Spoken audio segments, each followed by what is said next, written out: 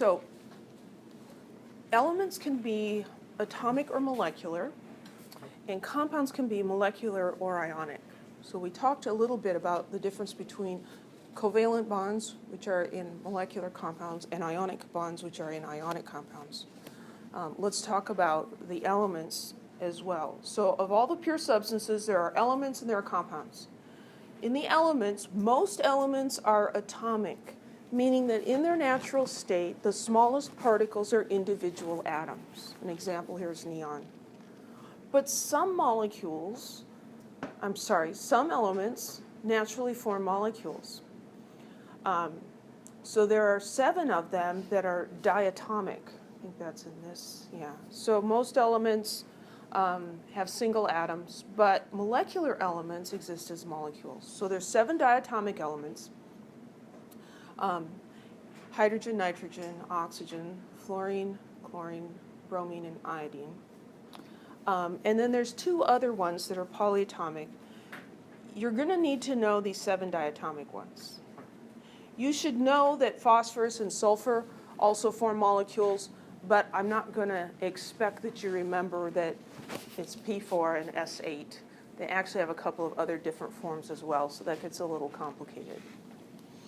I think of these 7 elements as a bit like junior high girls. I remember when I was in junior high, we had a speaker at some rally or something who pointed out that junior high girls rarely go to the restroom by themselves.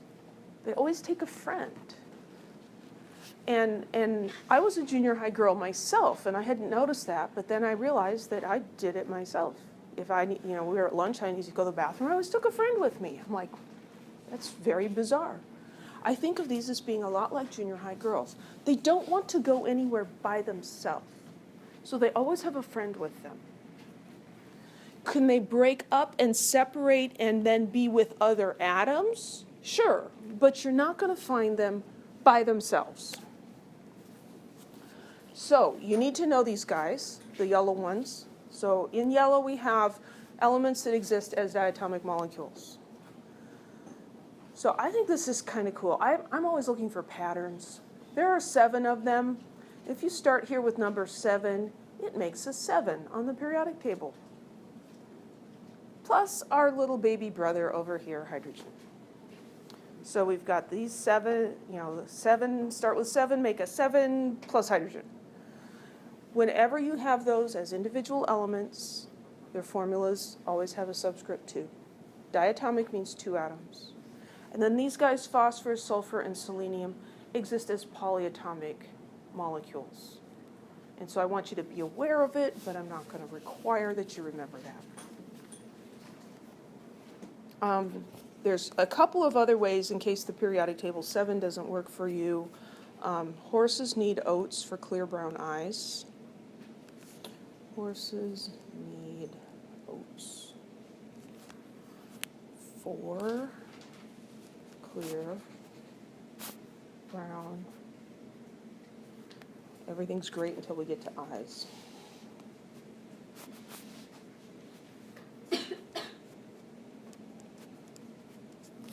So the first letter or 2 represents the different elements. So H, hydrogen, nitrogen, oxygen, fluorine, Cl for chlorine, Br for bromine, and then I's, I for iodine.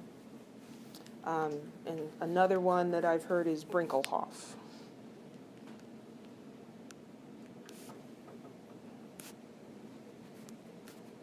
So whatever works for you, you need to know those. So those are the elements, atomic elements, molecular elements. Then the compounds. So molecular compounds are usually 2 or more covalently bonded nonmetals.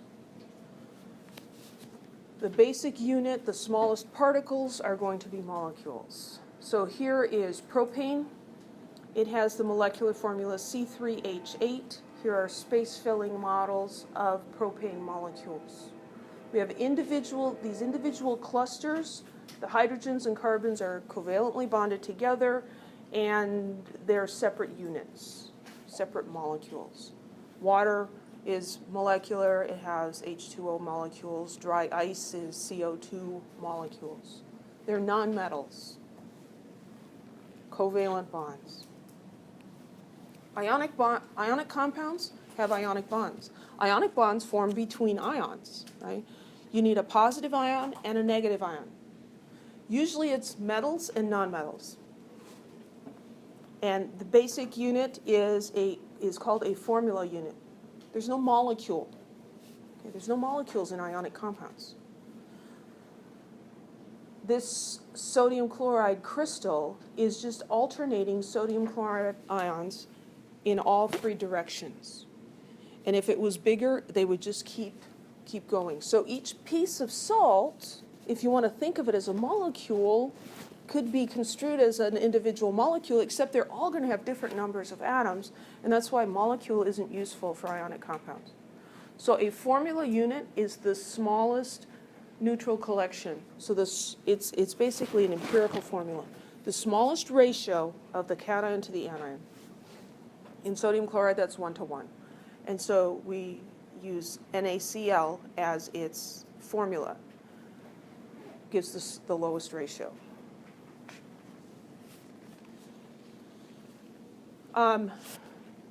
So in an ionic compound, you need to have positive ions and negative ions. The positive ions, with one exception, are going to be metal ions.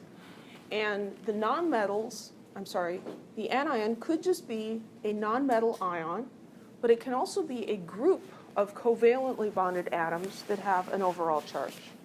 These are called polyatomic ions. So they are ions with many atoms in them. So these guys here, NO3 minus, CO3 2 minus, ClO minus, those should look familiar from the memorization quiz. I've already asked you to memorize them. This is nitrate and carbonate and chlorate. In chlorate, the chlorine and the oxygen are covalently bonded together, but that molecule has an extra electron which makes it into an ion. It has a negative charge, and then it's attracted to the potassium ion, and they form a compound. We'll talk more about them later. Any questions? We need to be able to classify compounds. We're going to get into naming compounds and writing formulas. We have to know what kind of a compound we're looking at so that we can use the correct naming rules. So it says classify each as an atomic element, a molecular compound, or an ionic compound. Fluorine. It's a molecular element. I'm going to call it Me. Maybe most compounds that we'll run into have more than one word in their name. And so seeing a single word here should give you a clue this might be an element, and then if you can find it on the periodic table, it's an element. So it's an element, not a compound, and then it's molecular because it's one of the 7. It's a diatomic element. How about N2O? First of all, is that a compound or an element? It's a compound. If we look at this formula, we see 2 different capital letters. That means there's nitrogen and oxygen, 2 different elements, it's a compound. So this is a compound, and then to identify a molecular compound or ionic compound, we have to look and see what kind of elements are those. Is nitrogen a metal or a nonmetal? Nonmetal. And oxygen? Nonmetal. 2 nonmetals, that's a molecular compound. So we'll call that molecular compound. How about silver? That is an atomic element. Silver, just a single word. We think, okay, that's probably an element. We've memorized it. We find, yeah, silver is on the periodic table. Okay, it's an element. It's not one of the 7. So it's atomic. K2O, element or compound? Compound. 2 different elements in there. This first one, K, is that a metal or a nonmetal? That's a metal. And oxygen? Nonmetal. Metal, nonmetal, this is going to be ionic. How about Fe2O3? That's a compound. Ionic or molecular? Ionic. If the first element is a metal, it's going to be ionic.